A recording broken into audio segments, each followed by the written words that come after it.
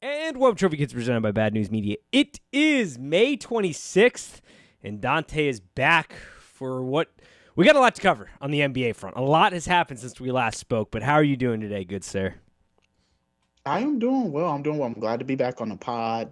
Lots of exciting summer sports news, so let's do it. Yeah, we've got a bevy of topics to talk about, but I think the first things first, because one series in the NBA has ended, one is still going on, which we'll get to here.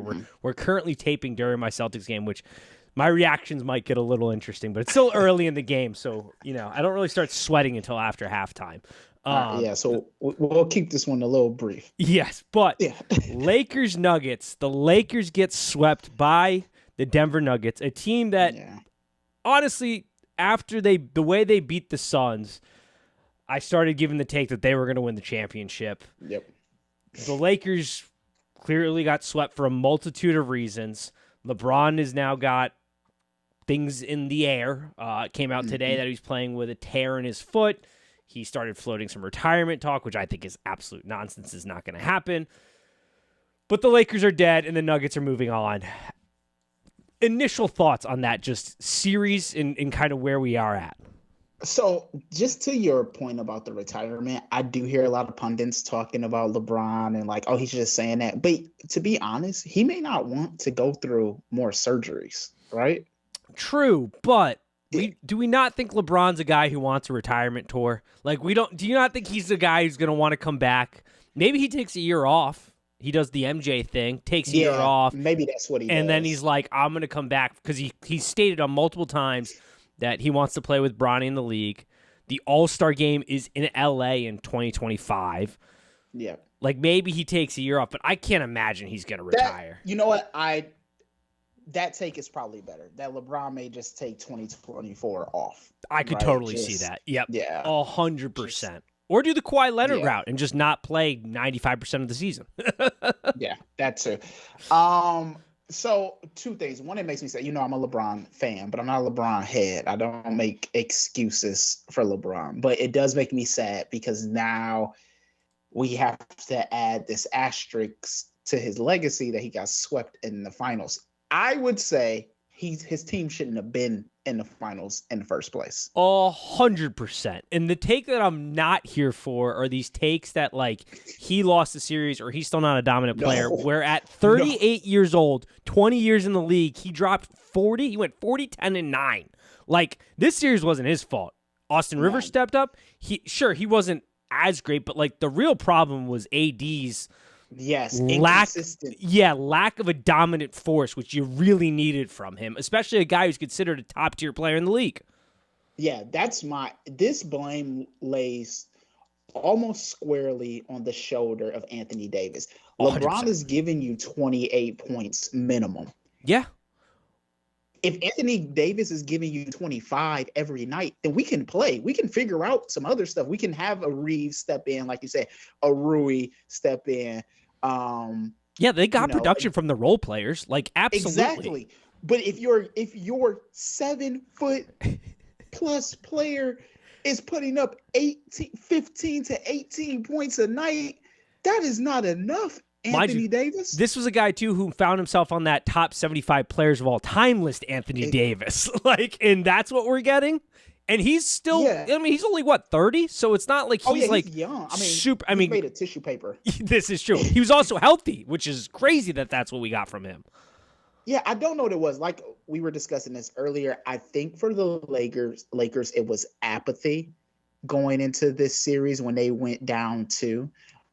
Which I didn't think was that big of a hole. I'm like, all right, you're down 2, but you're going back home. Like, go ahead and win this game. But then when they went down 3, you could just see it on the players. Like, do we really want to do this? Yeah, and then LeBron came out and gave us a performance that we will never see again. We're never going to see a guy in year 20 do what he did in Game 4, period. Like, he's getting criticism for getting swept. Which, when you look at it from a percentage standpoint, his career versus MJ, they both have 5% sweep times they got swept in the playoff runs. But we're never going to see that again, which, honestly, it makes me sad that so much of the debate has been, soured on LeBron, because at this point, I can boil it down to just this. The arguments against LeBron are simply based off whether you like him or not personality wise. Absolutely. Like that is every media base when we talk MJ, LeBron, or his ability on the court. It literally just comes down to whether or not you allow your feelings for his personality to cloud your judgment and how you evaluate what he can do on the court. Because the man is absolutely insane. Like there was the quote by Rich Butcher. His days as a dominant player and a game-changing player are over. Yeah, over. Yeah. What are we talking about? Like, sure, maybe he can't give you a full season like he's done for the last 20 years, but when he needs to turn it on, he could still clearly turn it on and be one of the best players on the court. The Lakers limped to the finals. Mm-hmm. Right? Sacramento had a chance to put the Lakers away or put the Warriors away. And then didn't let that happen. So now the Warriors are there, but they're a fragmented team. And then you had Memphis, who were fine in the West. God. Can't even make it. So you let your two veteran teams get there. And here's the flip side of this argument. Or not even argument. Denver deserves it. 100%. And I do think Denver is a team, the way they beat the Suns, after that, I was like, oh, this team's winning the championship. Because there's just too much there between Joker being the best player in the world and what he can do, Jamal Murray just being an absolute walking bucket right now, and getting good production out of your role players. It's been absolutely fantastic, which I guess this is a good transition to them. Their media coverage has been interesting, to say the least. Chris Maxey, I don't know if you saw this, he's a writer for Sports Illustrated, was on the Dan Patrick show today. And he was talking about the Nuggets and the media gripe, and he was like, they're just not a compelling team to talk about, to write about, which is insane. Like, this is a failure in the way we brand basketball teams. Like, we only talk about the brand names of like the Lakers, Celtics, like those primary teams. What is not compelling about Jamal Murray having a career potentially altering injury in his ACL, coming back and doing what he's doing? Or Djokovic, who is a second-round 41st pick. That's essentially the equivalent of what Brady was in the 7th round when we think about NBA guys, and he's the best player in the world. Like, how is that not compelling? You've got a guy like Aaron Gordon, who used to be thought to be a building block for a franchise, and now he's just a role player, but he's playing really well. Like, there are tons of fantastic things to talk about with this Nuggets team. It's on the media to actually do a good job, which we're going to do for you guys as part of the sports media and talk about this Nuggets team. This is not a great time for me to say I think that the Denver Nuggets are boring. It's not necessarily that they're not. It's not necessarily that they aren't boring, but the idea that there aren't compelling storylines that you could promote for them that's the part that I just don't understand, because there are compelling points. Now, their style of play. That you have a point on. I don't disagree there. But there are ways to, like, the NFL doesn't struggle with this. Like, sure, there are games, like if we get a Super Bowl with small market teams, you still hear the like, oh, this isn't great because they're not big market teams. But the NFL brands that game still beautifully in the way we talk about that game. I think it's because it's one game, right? It's still the Super Bowl. So here's the thing. Like, I don't want to undermine your point, but I'm going to do it a little bit. It's fine. I do not like watching Denver play. I don't. It is like watching those, like. God damn, Jason Tatum's going off. Sorry. He just absolutely threw it down.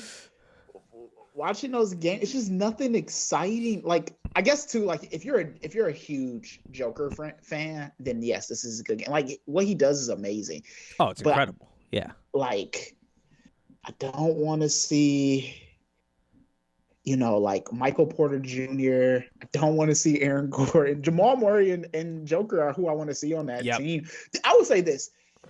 They took building blocks, and they, like, you got to give it up to Michael Malone in that office there, right? That, like, he's been there, what, 8 years?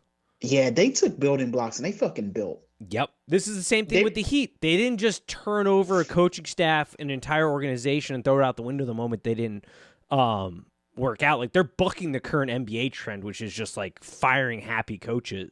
Like, everybody's getting canned. But, yeah, that was a complete – and everybody's under contract, I think, except for, like, one guy next year. Yeah, and you don't have – like, your two superstars – are still like mid. I mean, not Joker is a huge superstar, but your second superstar is like a mid-level superstar. You didn't do like, so if you're looking at a Philadelphia, right, and trust the process, they really didn't even trust the process because they went out and got the other superstars they needed. So you know who I feel bad for, and obviously it's a Spartan thing, but I feel bad for Gary Harris and that he didn't fit in this system that they have, Yeah, because he was in Denver holding that down for the longest. yeah, no, he absolutely was. He Which just didn't fit in that system. he did not, but man, like I really like watching Jamal Murray play. Like he is a Yeah. guy that I really like. Similar because I don't watch a lot of West Coast basketball during the regular season. Like I really only pay attention to my Celtics in kind of the Eastern Conference. If I'm being completely honest, like football season just dominates my life. I don't have enough time to be doing the entire basketball landscape. But once the playoffs go, I watch everything. And like two things that I kind of forgot about were how fun it is to watch Jamal Murray play and just how like ridiculous Joker can get into his bag and doing like everything, which is a testament to just like how insanely skilled the players have gotten, which we've been talking about this the last couple of weeks. Like it used to be like our jaws used to drop seeing a guy like Shaq being able to run the floor.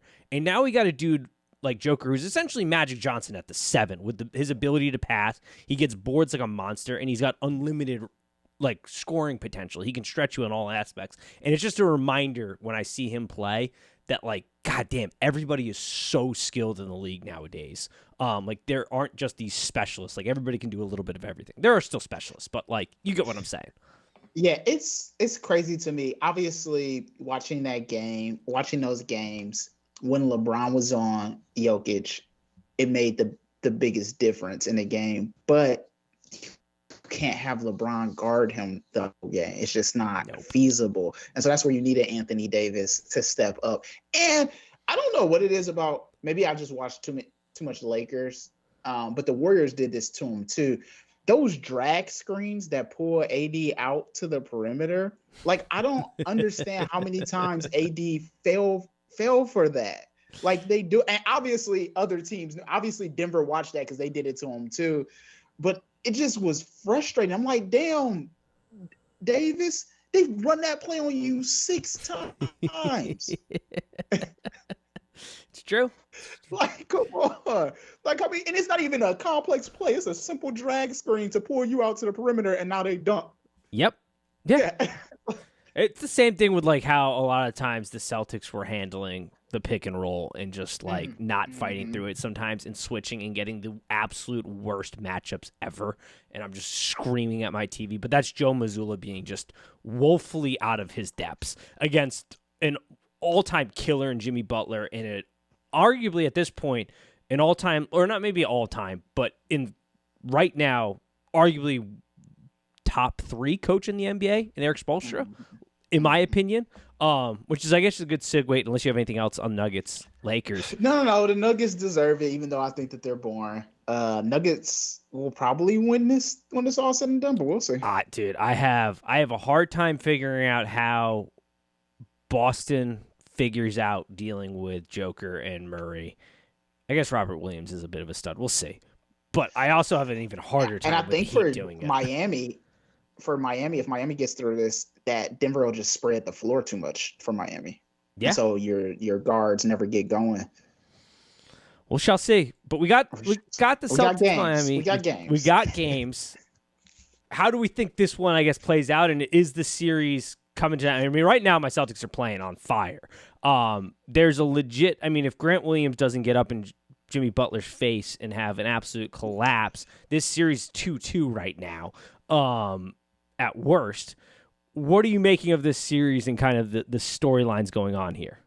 So, in the exact opposite of the Lakers, I think Boston is not apathetic, that they do want this. They were just slow to make coaching adjustments. And when they finally did, we saw what they can do. I mean, that wasn't a light win by Boston to force the series to keep going. I would love to see Boston come back. I would love to see that. I don't know if it's possible, but I would love to see it. The Heat are just explosive and they score in bunches. And as Boston has learned a few times, Jimmy Butler will drop 15 or 16 on you very quickly and then go quiet because he's helping somebody else, drop 15 or 16, but because he's taken so much attention away from other players that now they've dropped 15 or 16 on you, and now you're down 30. Yeah. Miami was always the team I was the most scared of in the Eastern Conference because you can't bring the type of game the Celtics are accustomed to bringing at periods of times where they get super sloppy with the ball. Like they're not on their P's and Q's. Joe Mazzulla is way out of his depths. Like this dude, he got thrown to the wolves way too early in his career. Like I'm over Joe Mazzulla at this point, unless things really change, just because we're in our championship window and we cannot be wasting it on just like poor coaching, and it's not even totally his fault. It's just like I think someday he could be a really good coach. It's just like it's too much too soon type of deal. My Celtics are infuriating to watch though because there's just so many times where it feels like all right, Tatum will bail us out or Jalen will bail us out, and that's all we have. Like we're gonna do nothing. Like you said, we're slow to adjustments, and like that's the entire game plan. Like. What I will not stand for, though, is this idea that we need to break up Jalen and Tatum because when they are both healthy, we have either gone to the NBA Finals or the Eastern Conference Championship Finals. That's it. Like, Tatum is 25 years old. He's been to a Finals and 4 Eastern Conference Championships. It took Curry and LeBron until they were 27 to win their first championship. It took MJ and KD until they were 28 to win their first championship. Like, there's no reason to break these two up at all. No, there's a glaring position issue in Boston that I've been complaining about for 2 years now, and that's your point guard. I know. We know that Mr. Marcus, and again, it's not that Marcus Smart is bad at being a true point guard. So let me. It is the fact that he is not in the right system here in Boston. He needs to be somewhere else. Boston needs somebody you can hand the ball to who can go. That's why you have Jalen Green half the time directing plays. That's not Jalen Green's job. That's why you have Tatum sometimes with the ball in his hand at the key directing plays. That's not his job either. Yes, this is basketball and it's positionless, right? And you're going to do, but you cannot put the ball. We all know. Don't put the ball in Marcus Smart's hand when there's 30 seconds left to play. Dude, that part annoys the absolute. Like in the Sixers series, on that final play we drew up, and it was like Tatum just drove and kicked it out to him. I was like, "What are we doing? Like, what are we? Yeah, what in the world are we doing?" But if that's Curry standing out there, right? Yeah. Right. If that's it, I feel like if that's. Here's my problem. I hate to be like. Even if it's just Derek White instead of Marcus Green, I have a hell of a lot more faith if it's Derek White taking that shot than I do with Marcus Green taking that shot. But the part that it hurts me because I 100% agree with what you're saying, but at the same time, my heart is like, no, because he has spent such a like force in the locker room and such an aggressive guy to get the guys going when there are games where Tatum and Brown look, I don't want to say disinterested, but just like off. Like, he is that force that kind of snaps everybody back in. But yeah, he's not like the perfect player for the system, which is unfortunate. No, not for it's because of Green and Tatum, right? Brown and Tatum. I mean Brown and Tatum, not Green. I said Jalen Green earlier, and I was like, wait. And then I got Jeff Green finished up, who I completely forgot was in the league. And then I saw him in the Nuggets. I was like, oh my God, you're still in the league. Sorry. Yes. For Brown and Tatum, if it was just Tatum on that team, I think Marcus Smart works. Yeah. I think those two players are too dynamic for Marcus Smart. Yeah, I don't disagree. Now, with that said, I don't know how many points Marcus Smart and assists that he has right now. There are games where he goes off, and then there are games where it's this entire team is just a roller coaster from hell. Essentially, is what we are watching. And like the other thing too is like sometimes I'm waiting for Tatum to like, all right, Tatum, just put the ball in your hand and go out there and get 10 real quick. Yeah. Well, that's the other part that annoys the absolute hell of me is he wants to be this like baby Mamba and like the green Mamba, and it's like, dude, you lack right now that killer instinct. Now, granted, he did do himself a big service in moving that needle in the end of Game 6 and Game 7 in the Sixers series, but he has not been that player that we've needed in this series so far with the Heat. And we needed that because, like I said before, the Heat are a team because they have Jimmy Butler and that kind of Heat culture that they built with Eric Spoelstra and Pat Riley at the head on the organizational side, and getting, guys similar to Jay Butt in there is like if you take off, like they're the definition of hard work beats talent when talent doesn't work hard. Like that's the epitome of this series. Like the Celtics are clearly the more talented roster, but they just don't work hard the entire game. Like there were times where I see a shot go up and nobody's crashing the boards, and then nobody's getting back on defense, and then Jimmy Butler's just shoving it down your throat. Which, by the way, Grant Williams, role players in general, if you are not a star, stop going up to stars' faces and talking shit. Like, what is it with this phenomenon of role players being like, you know what? I saw what Dylan Brooks did. I saw what this guy did. Like, I'm going to copy the exact same thing as a role player. Like, if you're a star, talk shit to your level, essentially. Like, what are we doing? Yeah, I don't know what Grant Williams was thinking. He looked foolish, okay? Oh, my God. It was... And Al Horford just looking at him.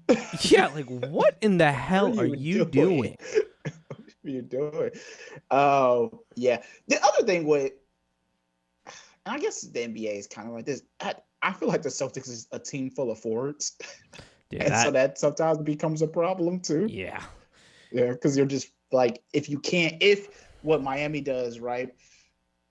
If you're pushing them out to like make them shoot those mid-range jumpers when they're trying to drive, it takes you out your game plan a little bit. I saw somebody when they were getting beat. I saw someone tweet like, "Can they put Blake Griffin in?" God, dude.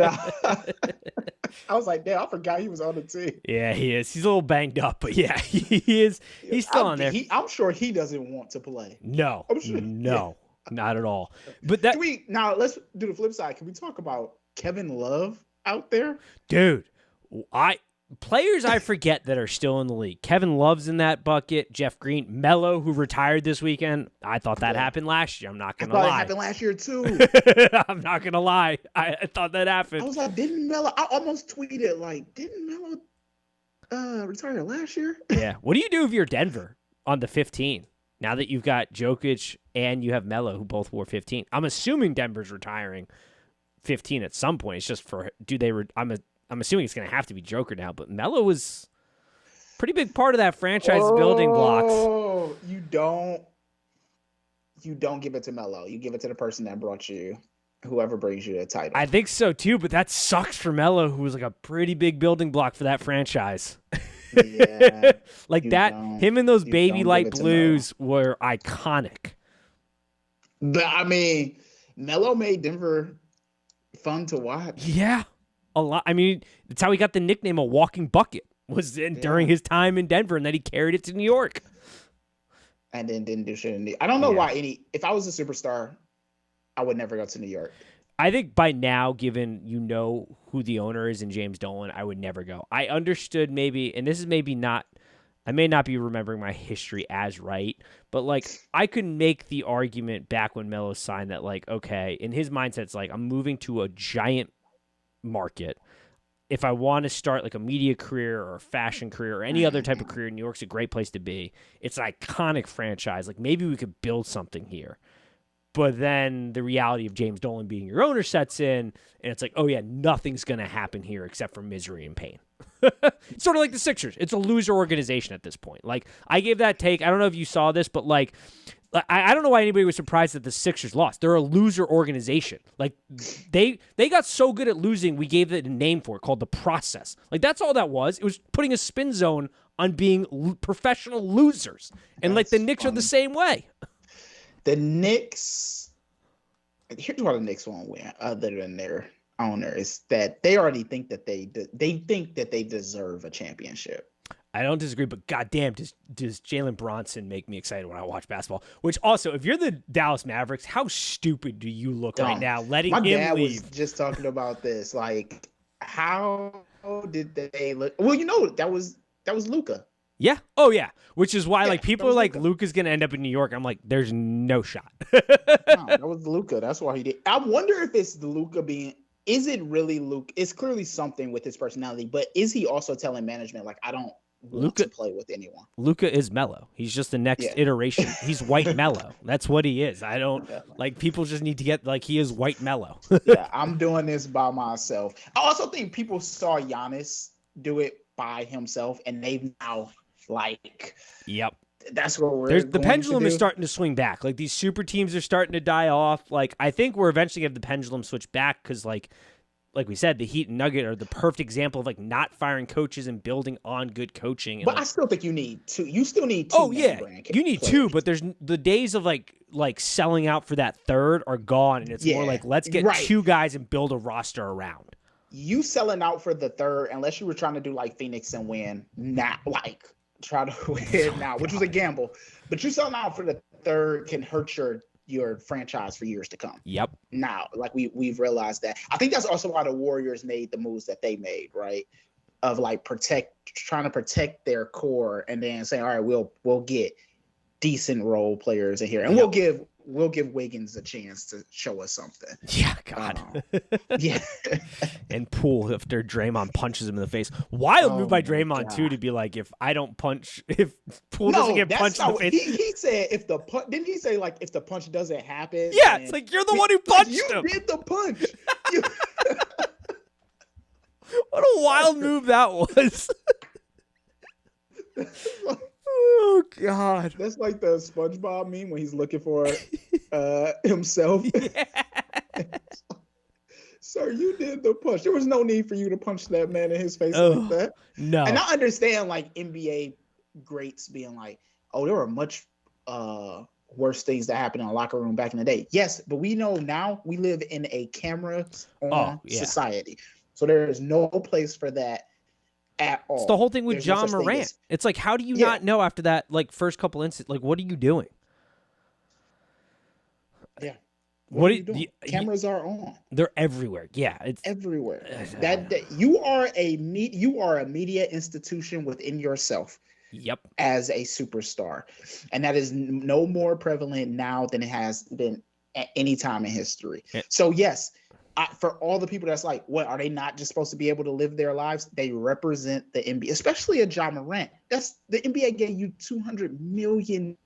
The NBA was making you the face of the NBA. You cannot pull out unregistered firearms on Instagram, point blank, and wave them around like they're a goddamn super soaker. Like, that's how somebody gets plaxico burst on themselves or like hurts one of their others. Like, it was unbelievable. I couldn't believe it. State today, huh?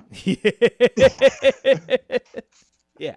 What were your thoughts on the whole John Moran backlash, everything that's kind of going on there?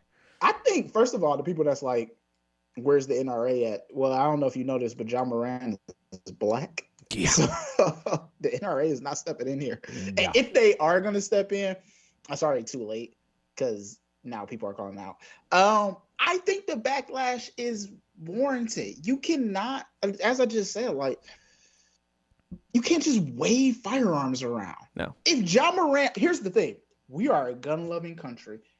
If John Morant wants to show himself shooting at a firing range, shooting at targets or tannerite or something like that, I think that would have been way more acceptable 100%. than bouncing around in your car. And like, I don't agree with that, even that stuff, but that's his right. That's his Second Amendment right to do that. And I think he could have cultivated that image that way. Yeah.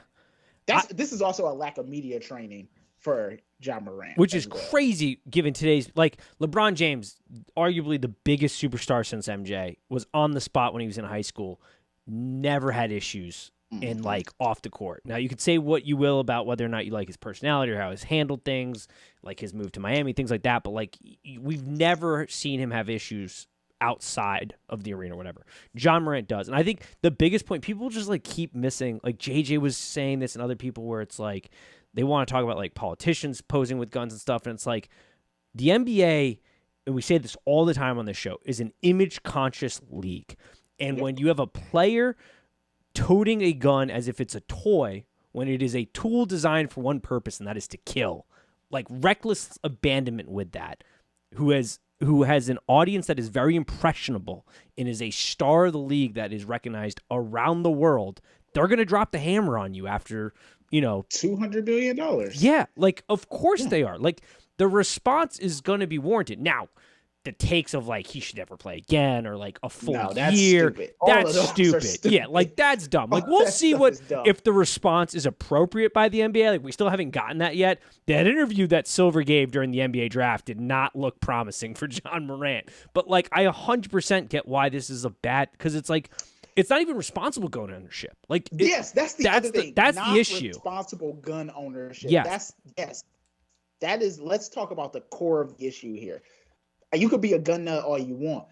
The people that I know who are like really adamant about gun stuff would never, 100%. ever wave a gun around like that. I grew up with a gun in my house, and like there were very basic rules. Like it was always locked away. If you ever pointed a gun, you were pointing at something that you were going to shoot. Like that is like a fundamental rule. Like you don't like wave around. It is not a toy. It is a tool, just like a hammer is, or a saw, or a power drill. Like it is a tool, and its sole purpose is to inflict violence. Now that could be for hunting, that could be for self-defense, that could be for offensive purposes, a whole thing. But like that at the end of the day is it, and there's a responsibility to that. And if like once again, I think you hit it on the head. Like if he was just posing with it or he's at a gun range, not an issue here.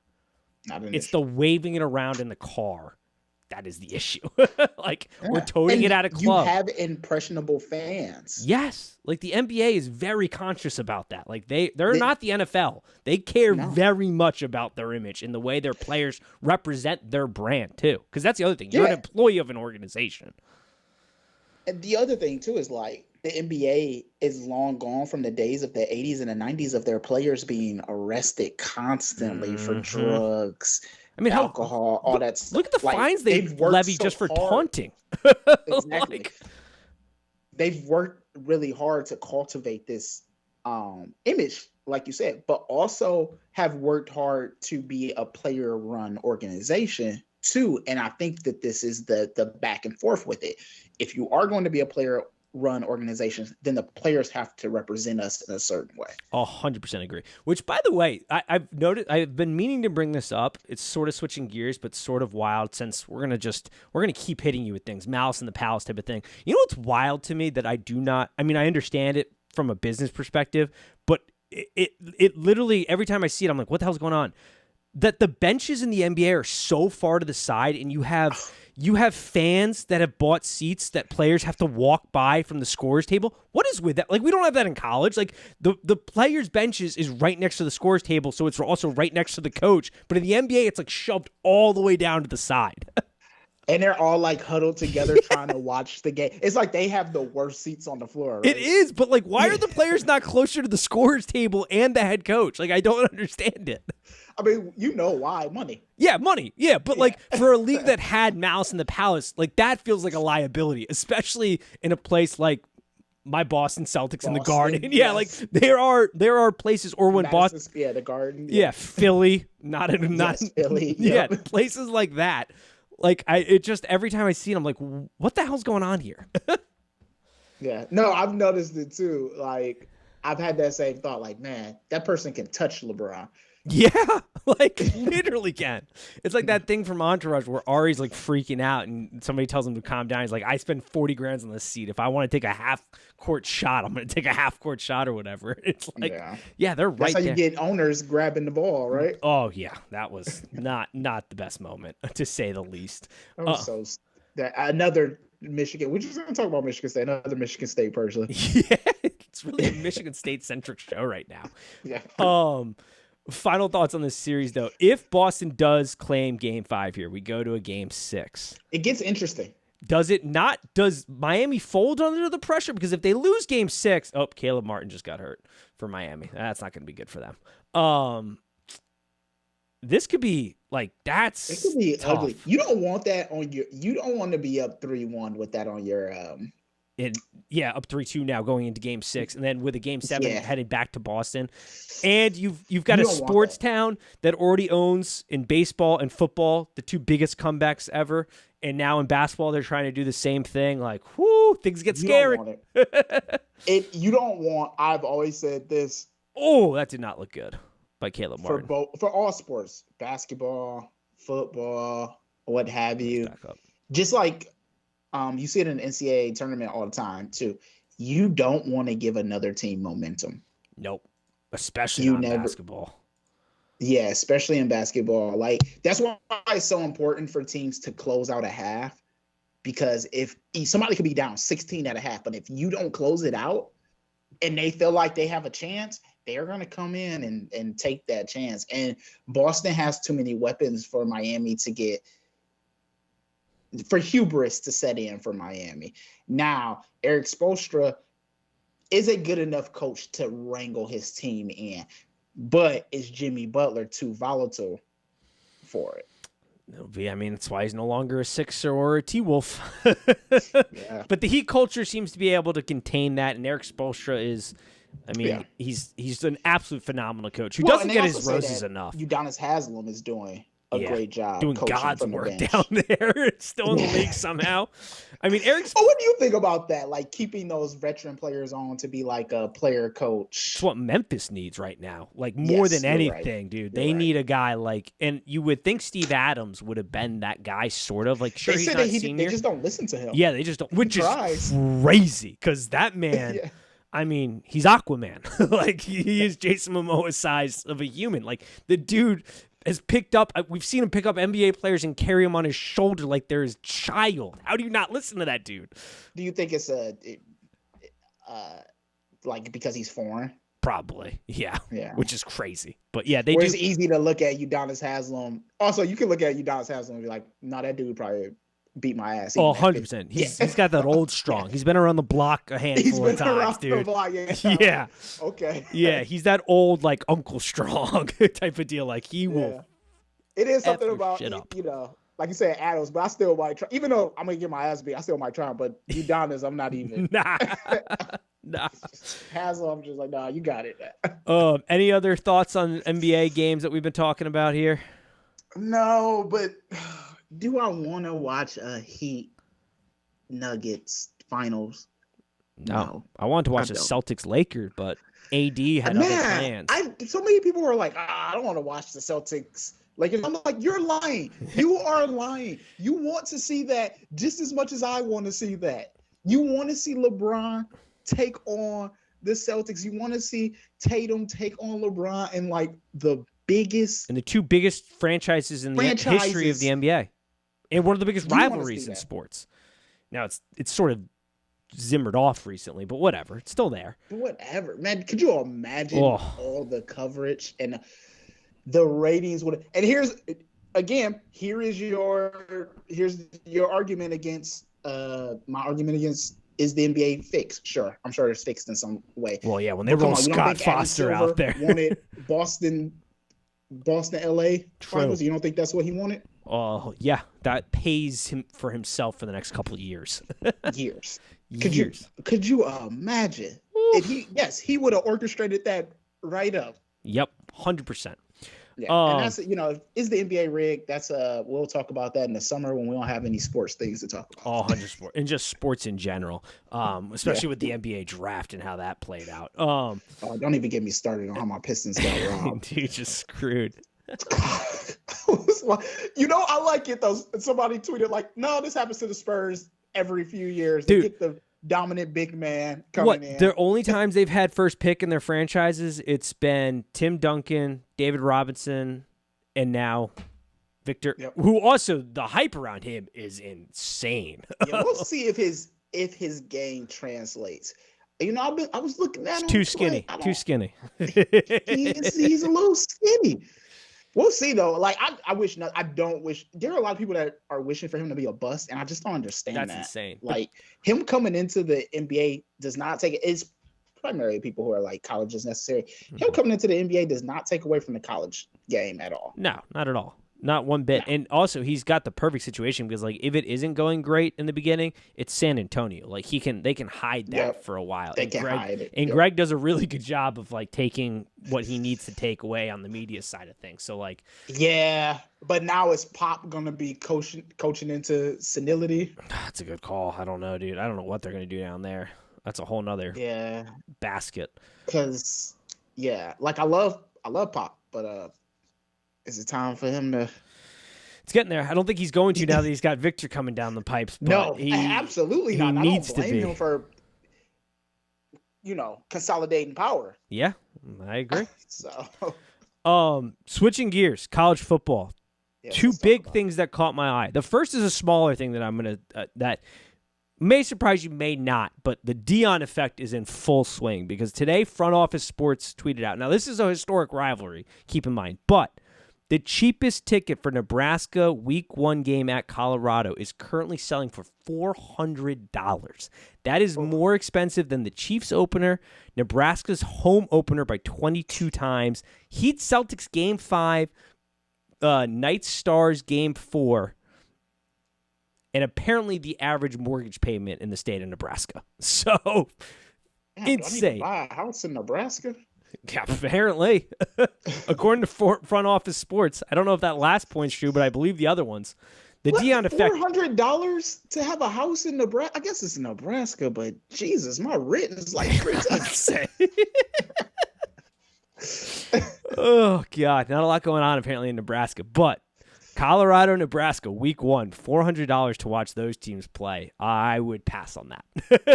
Yeah, I'm not watching that. I mean, I'm watching it. Yeah, I'm watching it from my couch. Yeah, but I'm not dropping $400 on that couch game. for Unreal. Yeah, I'm looking at these tickets right now. These are ridiculous.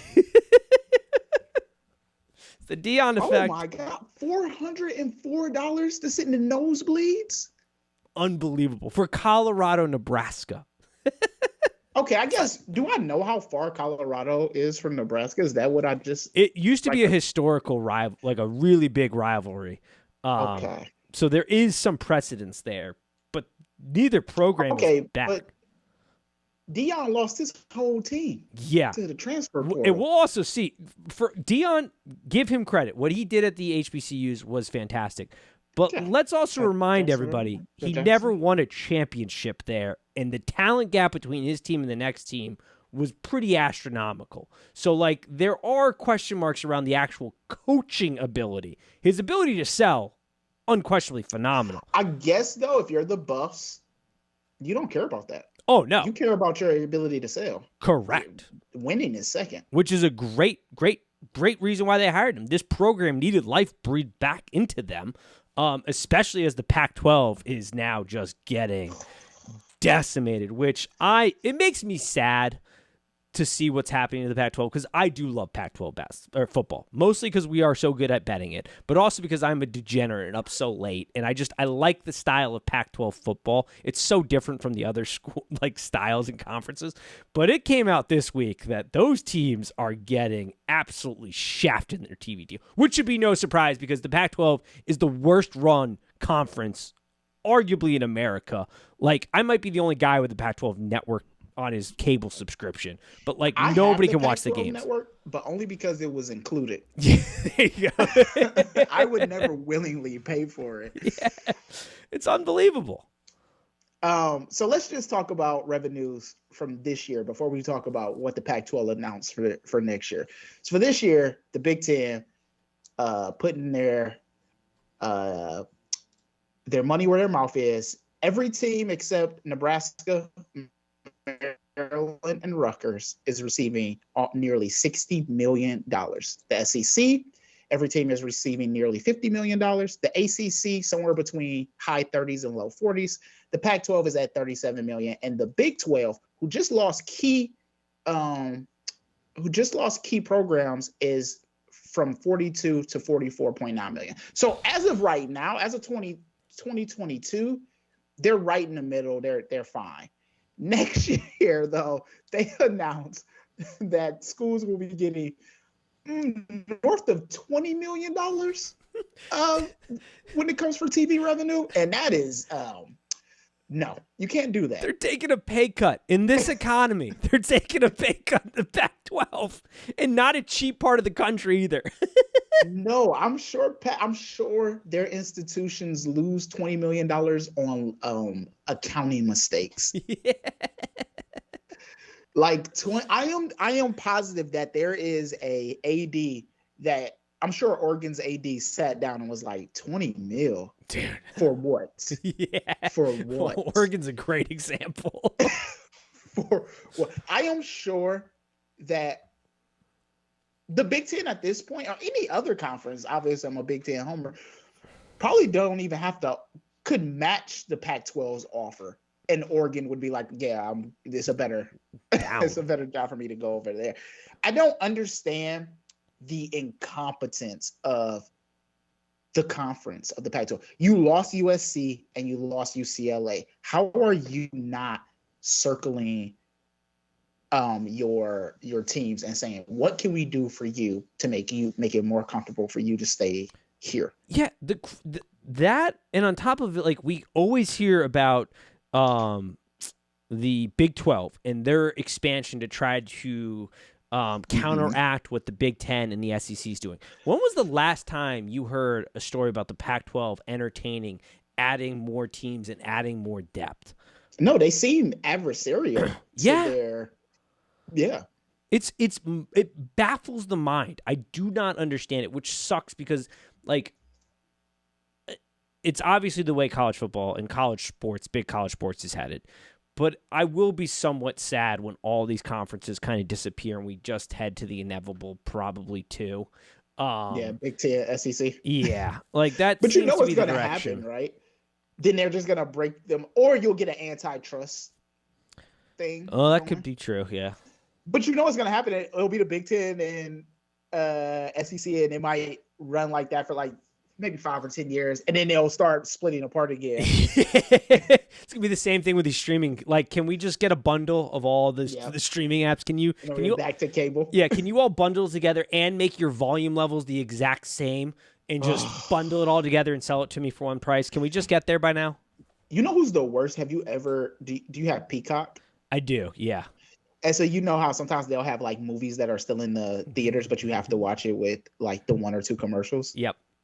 Those commercials are the loudest commercials I've ever heard in my life. And they don't do a good job. Like Hulu, their commercials are loud, but Hulu puts up the little yellow thing letting you know like the ad. Yep. In the middle of the movie in Peacock, they'll be like, commercial, and it's the loudest commercial you've ever heard. Me and my girlfriend just yesterday were watching the episode of Ted Lasso, and Apple's like super low, and we switched over to Netflix, and it did the dun, and it was dude, it scared the shit out of me. It was so loud compared to what we just came from with Apple. I was like, can we not all just get on the same page here? Ugh, it's infuriating. Yeah, I'm sorry. I'm glad. I know you don't have to worry about. You're worried about watching that. You can just watch the Big Ten after dark. This is true. I don't want the styles to disappear. I don't want it all to, like, I do like the difference. Do you realistically think that the teams that move from the Pac-12 will change their styles to match the conferences that they're in? I think whoever's winning out stylistically will see more teams merge to that. But didn't you see USC change college football across the nation with the spread offense? Yeah. And then it slowly started to change across. Like, I guess the Big Ten's sort of its own unique. Like, there's not a ton of variety. The Big Ten. There's variety in the SEC. There's variety in the so there's variety. I guess my problem is I keep thinking the Big Ten's its own little thing. That's my problem. Is I just don't want them all to become like the Big Ten and it just become that style of football. And nobody does. And the Big Ten is going to have to reckon with that too, at some point. But because Jesus, I am a Big Ten homer, and I cannot stand the Iowa Purdue game 3-7. Dude, these Iowa allegations are starting to make a hell of a lot more sense with what we've seen on the field. Like, I'm tired of that. Nobody wants to watch Northwestern. Like, do whatever. I like it occasionally. If it's snowing and that's the style of football I'm getting, I'll sign me up. Is it sort of funny in my mind to think that like these Pac-12 teams are going to have to cross the nation in the winter and play like that brand against that brand of football? It's funny, but I like seeing the difference. But okay, so now the Big Ten and the SEC has set this precedent now going forward where you're going to have one neutral site game, right? And so did the Big Ten and the SEC do that because they're getting these new teams in, and now your neutral site game against UCLA or USC is going to be in an indoor stadium going forward? Annoying. I would hate that. That would ruin so much of my fun. If it's not in California. That would ruin so much of my fun. Like, that is why I cannot wait for this playoff change and we get those first home games in that first round. Like, that shit's gonna be hilarious. Okay.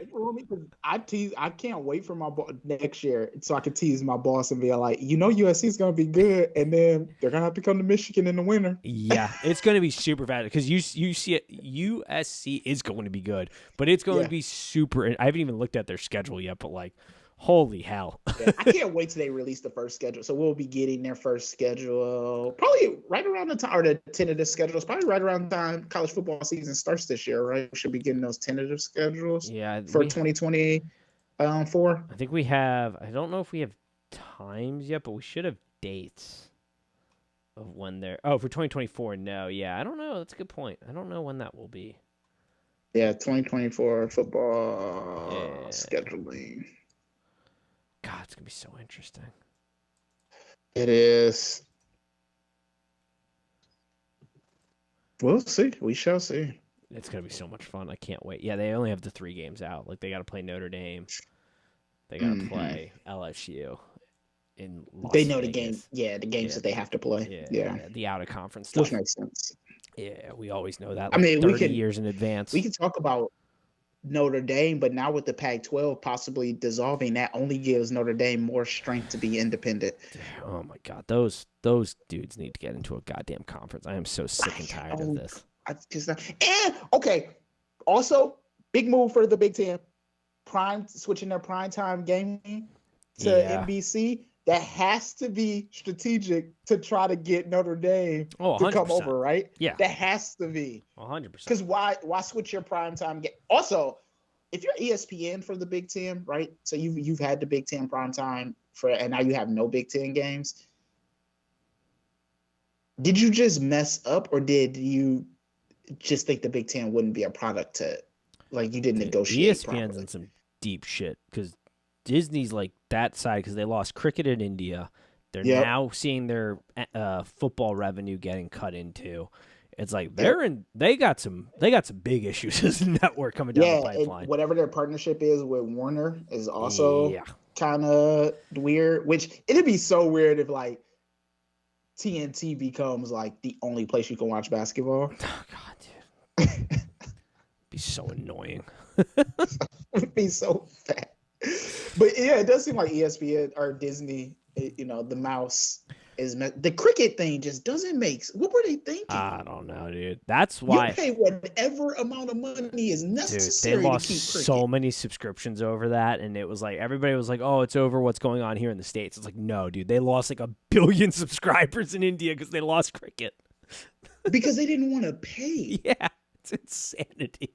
Insanity. I'm convinced. Like, how much is it? 1 billion to pay it? Between this, like, right now we're getting off sports, but between this, like, writer strike, HBO Max going to Max, where you can watch HBO, some real Michael Scott paper company level marketing right there. And then the cricket thing, I'm like, these executives are all just morons. They're idiots. They're just idiots. That's all it is. The other thing too, I won't get into politics. We'll talk about politics on Politics, but y'all cannot listen to these fringes of people on either side. It's a recipe. It's a recipe for just disaster. Don't listen to just because something got 1 million views on Twitter. There are only 2 million people on Twitter. Yeah. I want you to know that. 2 million people. God, talk about an app that's gone down. It's TikTok. God, there are only 3 million people on TikTok. Dude, I've learned this from in my day job. I do media, guys. I learned this in my media class and one of my PR classes a long time ago. A lot of times, if you don't say anything, the problem just goes away. It just disappears. It just every time. Just disappears because Americans don't have long memories. Look at what comedians are doing now. Like last time I saw it, Louis C.K. was done forever. Yes. He's making a comeback. He was just at Madison Square Garden. Yeah, like comedians have it down pat. You go away for a little bit and then you start peering your head around. It's the same thing with everything. You just go away, you just stay quiet, lay low, then you pop back up. Yeah. Also, don't backtrack. Oh my God, that's PR 101. Yeah, keep going forward. You can buy Louis C.K. tickets right now. All righty. Anything else before we need to wrap this up? No, but Pac-12, get your shit together. Yeah, If definitely. you need Nate and I to come in and consult, we can. I mean, I Absolutely. want to see your teams go to the Big Ten, but I'll help for a pretty penny. We will Keep save your you team. so much money. You just got to pay a small fee, and we will trust me. Small We fee. pay for ourselves on this one, dude. Yeah, we'll say I'll make the Pac-12 the hottest thing to watch. Dude, we would Oh, they- crush it. There is so much compelling shit that goes on in the Pac-12 that just I don't understand how a conference that has Nike dude, as one, it doesn't. You know, the USC Film School. Like, there are so many people in these schools are in the entertainment business, and they do it worse than anybody else when it comes to promoting their own brand. It's insane. it's adversarial. Like I said, it's 100% adversarial. They are. I tweet it every year by the end of the Pac-12, but it's true for their organization and everything. They are the snake that eats themselves. The football conference does it. Their actual, like, conference organizationally does it. Like, basketball does it. They are the snake that eats itself. Yeah, you have the most storied college basketball program of all time. Yep. And what? Squat diddly squat, dude. Squat diddly squat. That's why your most storied basketball program is now in the Big Ten. Yep. Leaving. Deuces. Peace. So. All right. I need my Celtics to close this out. We played a good first half, but games are won and lost in the third. So we'll see how this one goes. All right. We'll do it. All right. All righty. As always. Peace. Peace. Nice.